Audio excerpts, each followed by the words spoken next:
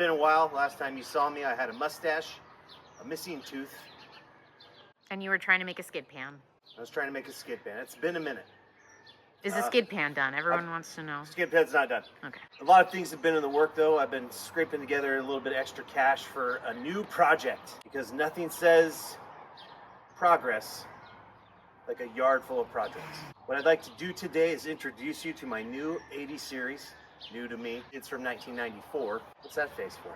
It's pretty old. It's nearly as old as I am. Let's have a look at the 80 series. I'm going to walk you through it. Future plans, a lot of you have been asking. 6 or 7 people. But I touch my nose. You keep touching your nose.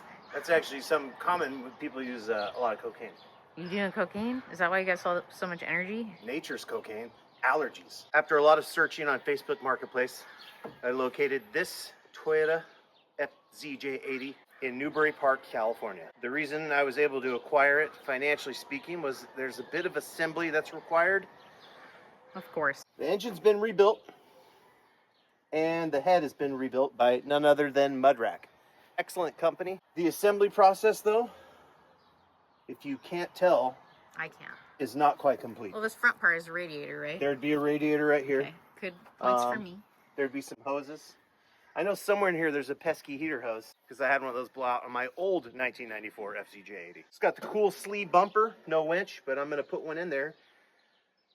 Maybe before it runs. My priorities are really skewed. The Honda is like on its last leg. It was making a new sound today. I don't care about the Honda. So, no, I'm saying you need to finish this because this is what you're going to drive. Since it's got a good engine and power plant, is to get everything up to snuff and installed and reinstalled, get it running first. So before I do anything else, I know this is really unlike me, before I do anything else, I've got to get it running. Thinking Doug's going to come up, we're going to have a day, we're just going to knock it out. Now the previous owner did a lot of legwork on this build already. Looks nice. He redid the leather seats, 90% of them, which is totally fine. Everything's interior-wise is really clean. The back seats are also redone. The third row leather was already in good shape, so it was left alone. You can see the most important element right there. There's the fun switch. It's going to be on the other side, Rachel. What? It's the differential lockers, front and rear. As far as the interior goes, no cracks in the dash. Everything's complete. There's a tiny tear in the headliner, but I'm going to have kids in this thing. And the big selling point was obviously a third row. That's why we bought this in the first place. Now, had it been running ahead of time, it would probably be more of an ideal candidate for Rachel as far as the daily driver. That's not our way, Project Wrong Way. Is it an automatic? Yeah. Okay. Like most other leathers, I assume this is whale penis. What? Well penis? Yeah. W-E-L-L? Whale. Okay, I get it. Now, when it comes to new projects, I kind of feel like Tommy from Tommy Boy. He's always getting a new pet, and then he destroys his new pet. The goal here is not to destroy their pet. Speaking of pets, hey Hoppa. So I want to make this not the crawler off-roader that it is right now, and more, not to be gay, but more overlander. Oh no. Yeah. So a little bit gay. I mean... Overlanding's all 10% gay. Does it look weird that I'm hunched like this? Yeah, I don't know what you're doing. Sliders are staying, but I'm going to clean them up and repaint them. Yes, obviously. It came with 37-inch bead locks with some Goodyear military tires. These are incredibly stout, won't be needed. I'll show you why in a moment. The bead locks are all going to be taken off, and the spares are going to be donated to a project out of the Stockton area. It's got a snorkel, so we're going to go underwater. Don't have the flares on here, so I can either put the flares back on, which came with it, or I can weld in these gaps and paint over this. I'll probably do the weld in paint thing. That seems the most destructive. Oh, I may have mentioned already, it has the SLE 4.5-inch lift on here. It's got this Delta bracket, so the rear sway bar or control arm, I'm not sure what this is, but it's got a Delta bracket installed. We're going to be removing the Delta bracket, this piece. We're going to take out the coils, the shocks, front and rear, because we're going to go with a Terrain Tamer 2.5-inch lift. We're going to be snagging that from Valley Hybrids. I actually did an install of one of those on an 80 series. We're going to be publishing that video at some point. But yeah, we're going to downgrade the lift. And a lot of you guys are like, that's gay. And I told you already, that's part of the overlink thing. The lift's spoken for, but we're going to get rid of the lift and put on a little something lighter duty. Oh gosh, it's hard to say that. The guy that owned this had it for, I believe, 19 years. What? Comes with a lot of spare parts. So we have it set up for onboard air with the York compressor and a York compressor bracket. In addition, we have a 2 battery system, that wiring and everything. We don't have 2 batteries yet. The ABS was removed, so it's just regular braking. I'm not 100% sure on how the ABS removal works. I gotta do a little research, but I have all the parts to reinstall that if I want to. The spare parts also included the radiator, the power steering cooler, and or transmission cooler maybe, and then the air conditioning cooler, radiator. I'm making up a lot of words here as I go, but it came with all these.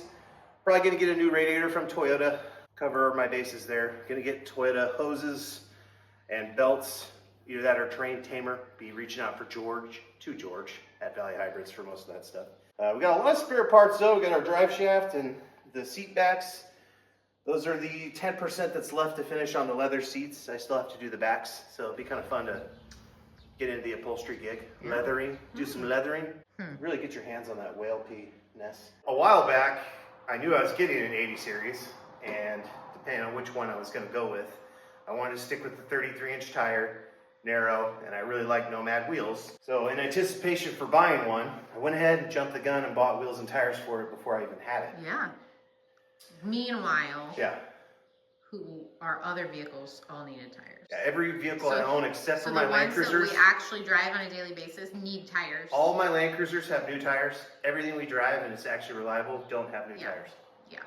So whose priorities are in check now, China? Nomad wheels, gunmetal gray, and then Falcon, AT4, something, Wild Peaks. The rest of the components, I've been kind of separating and getting them ready. I'm gonna clean up what I can. We have extra radius arms, or control arms, depending on what you call them. All the sway bar brackets. Everything's gonna be tidied up, wire wheeled, repainted, bushinged, and reinstalled. It's probably your favorite part. I do get off on that hard. I love a good wire wheel and spray paint. End goal though, is we're gonna have a 2.5-inch lifted, 33-inch narrows on a overlanding build. And then I'm just gonna drive it. I don't wanna do a bunch of upgrades after this. I wanna get it running. I bought as high as I could afford for a project, knowing I might need to include a little bit, but that's where I'm at with this 80 series. I don't know how well I'm gonna document everything, because especially getting the engine running, if Doug comes up to help me, that's gonna be a fast day. Rachel may not even be here.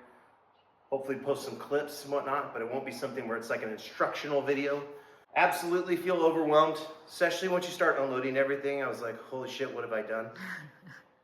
Trying to think of a tally of all the parts that I should replace while I'm in there, which is, you guys know, is a giant black hole or white hole. I appreciate you guys, your interest, wanting to follow along. Gonna post the video about the Train Tamer install of an 80 series. I did it down in Stockton at Valley Hybrids. It's an excellent video. I just gotta edit it, it takes a minute. But I wanted to get this out there because again, 6 or 7 people have asked for it, so it's kind of a big deal. We need people though to bully him about the wagon we got in Texas. Yeah, I still have to get the, that's our son's. I'm actually being bullied right now about that by Alex from Texas. Good. He's like, hey, didn't you get an 60 series? Yeah, good. I'm glad, because I'm bullying him behind the scenes. Because that one, Boston's turning 15 this summer. Bullying me. Just kidding. All right. Remember, thanks for watching Project Wrong Way. Please like, share, and subscribe. Although I've probably reached my threshold of people who are going to subscribe to this show. I don't care. But it might have dropped. It's good to be back, and